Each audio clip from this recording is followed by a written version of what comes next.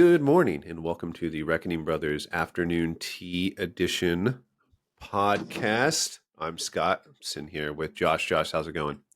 Going well, sir. How are you? Hi, man. Just enjoying a Sunday morning, drinking a cup of delicious Barry's Irish breakfast tea. Mm. Just a crisp. It's just the perfect flavor for a kind of rainy, kind of damp, a little on the chilly side, but not too cold, light jacket weather kind of day. It just really hits that spot. Well, you got the same weather we have here. That's I kind of do indeed. surprising. I do indeed today. But it's it's not always this way. Of course, it's Southern California, but Yeah. only 85% of the days are gorgeous and perfect here. We still have that 15% of bullshit days that we have to deal with. And you know what really helps those days? Delicious Barry's Irish breakfast tea. Josh. Nice product placement there. Yeah. One of these days we're gonna get that sponsorship. Josh, what are we going to be talking about today? I'm looking forward We to this one. we are talking about a very important topic. Incredibly important. Arguably our most important. It could be. Who is your favorite in ranking? And just know that I didn't actually write anything down in my handy dandy notebook. Okay. So I'm kind of going off my brain here. Okay. In your mind, best Star Trek first officers. Yep. This is, people talk about captains all the time, but the first officers often get overlooked. I have a top five ranking. Okay. If you're ready, Josh, I'm going to start I with am number ready. five. I was just kind of pulling up some sidebar stuff here so I can keep it in line, but go for it. All right. Number five, Saru from Star Trek Discovery. That's Why a good Saru? one. Why Saru? This one was the only one that I based more on the actor and his performance than the character. The rest were kind of more the character and actor combined. So Doug Jones plays Saru. He's noticeable. He's notable because he played. You remember the movie Pan's Labyrinth, the Guillermo del Toro movie Yeah. from like the early 2000s? Fantastic movie. He played the eye in the hand monster that's sitting in front of like the table of all the food that the girl's not supposed to take any of the food, but she does anyways. You remember that scene? No. I'm surprised you don't remember it. Hands down my favorite scene from that movie. Super creepy. But Doug Jones just has this way of movement in portraying these monsters just so naturally alien like. And it just fits the bill so well, him playing that. He also plays the other Guillermo del Toro movie, Shape of Water, which I thought was fucking stupid and couldn't make it through the whole movie. But Yeah, I anyways, don't he know that one plays either. like the main amphibian monster character in that movie, also doing an excellent job of he just seems alien in his movements. He just nails it. When he plays Saru, it really comes through. I think I remember his walking movements were a little bit, I don't know, robotic or not. Amphibian like, I would Yeah, almost want to say. that's a good Yeah. that's a good word for it. I honestly I can't place him on any other show, movie, etc. So it's interesting you bring that up because I would have never thought about it. Yeah, he doesn't play a role. He's like Andy Serkis, right? Like Andy Serkis plays like King Kong and Gollum.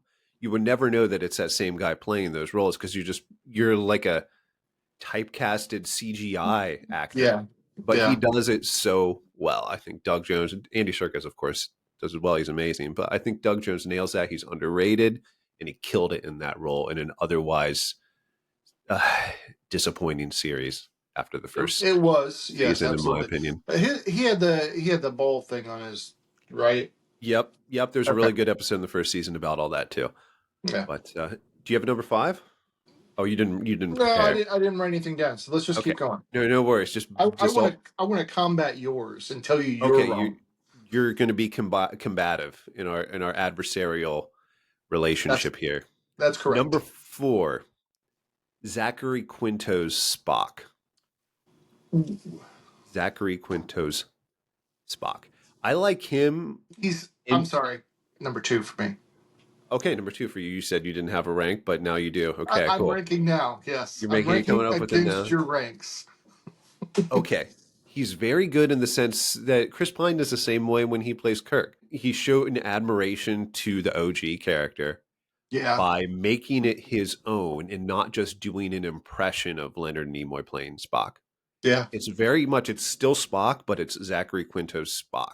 And the fact that they, pretty much everybody, nailed that mentality in the Star Trek reboot 2009. And I think he is a prime example of it. Is absolutely. It's not only that throughout there's three movies, right? three. The best part of it is his adversarial thing with Kirk that you don't see in the OG series hardly at all. True. And True. the way he fights Khan at the end of the, I don't know which one it was. I think it It's the was the third second one. I one. can't remember the name of the movie, but yeah. It was just like knockdown, drag out, punch fest. It was amazing. Oh, yeah. Jumping from thing to thing is. Yeah. Yeah, the action in the reboot movies were very good. Even in all three movies, and I thought the third movie was awful, but good action. Yeah. Yeah, that's my number 4 pick. Number 3, Commander Chakotay from Star Trek Voyager. Wouldn't even Not make my top five. okay. Well, let me explain why I like him. So Okay. he's played by Robert Beltran, which I think is. I was looking at pictures of him earlier, and I'm like, he just seems like one of those white guys that looks vaguely ethnic that they just throw into ethnic roles, but turns out he's probably just 100% like German Irish or some shit. Yeah. He just kind of looks like that. So Chakotay, cool face tattoo. I do like his face tats. Those are cool. Yeah, But that's kind of a Bajoran thing, right? Is that what he was? he was a Bajoran? human. He was a Native American human, I think, is his whole thing. But he had the cool Maybe he face. was just. I was thinking about the very first episode where he's working with the Bajorans, or he's working with Well, he's a the Maquis officer, Maquis. That's and it. that's part Yes. of what I like about him. So half of the crew of Voyager is Maquis, so they're that separatist rebellion group that are helping out the Bajorans. So they separated from Starfleet, from what I recall, right? Yeah. And he represents them merging with Starfleet. That's the whole B plot of Voyager, right? What part of what makes it so interesting? It's a Maquis and Starfleet working together. And Chakotay defers to Janeway, but still has a proper role as the Maquis leader on the ship and a first officer. And he melds it pretty flawlessly. He's not a yes man, right? He's going to tell Janeway his mind when he needs to Yeah. do it. But he also respects the rank too. And I think he nails it. I think Robert Beltran did a great job of playing him. And I think it's a solid number 3. And you said he's not even on your list. That's interesting. I mean, he would probably be 6, or yeah. I don't know. Okay. I know you put whoever the hell the first officer is and fucking Star Trek Enterprise on that Yeah, list. I don't absolutely. even know who it Yes. is. T'Pol. Whoever it is, they're not on that list. But I'll tell you who number 2 is. Commander Riker from Star Trek: The Next Generation. Number 1. Oh, he's great. You know, he's Jonathan Frakes, the man from the "That Was a Lie" meme, or you know those memes, the fact or fiction memes from his show. He did a show called Truth, Oh Fact, or yeah, yeah, Fiction he in the did. '90s. So there's Yeah. a meme a couple years ago about it. Fantastic meme. Um, Jonathan Frakes, great, classic, strong ladies' man type of character, like like kind of reminds me of Carrie Elway's character in Princess Bride. Just that fucking cool, charismatic, old school fight a dragon hero. Right? Doesn't he kind He of give that is. vibe Yeah. out? Yeah. That's kind of my feeling when I look at him. He's also got the I don't take myself too seriously. I'm down with the regular folk. You know, he plays cards with the other officers, right? He's not separated. He's part of their group and part of their clique. And Yeah. that's a tough thing to do as a leader, you know, balancing the one of the guys, but also being a leader of the guys, you know, in a first officer position that can't be easy in real life. And he No. makes it look not effortless, but he makes it look doable. I think is Uh, probably the right way to put it. yeah, I can see that. He also is not afraid to challenge Picard. Very true. And a lot of times when he challenges Picard, the show does a good way of making it show he does it because he cares about Picard, Yeah. right? It's like this isn't you, Captain, or you need to, this is when I need to, as your first officer and someone who cares deeply about you, tell you the right thing to do. And like Voyager, it's done sparingly. It's done when it's really needed to, but it's impactful when he does it. And Jonathan Frakes portrays that so well when he does it. So yeah, I agree 100%. Yeah. Anything else about Riker before we move on to number one? Yeah, I will say I just finished my rewatch of Enterprise, and Mm-hmm. I was saying to Paul as the first officer that is so near and dear to my heart because I love that show. I love Archer. I love T'Pol. I love all the rest of the characters. Trip. Um, but at the very last episode, and if you haven't seen it in a long time, Riker's in it. Ah, I don't know if you knew that or not, I but did not know it. I've never seen the him, whole series. oh, it's great. Him and Troy are in it. The very last episode, they are about to form the first steps of the United Federation of Planets, right? Mm.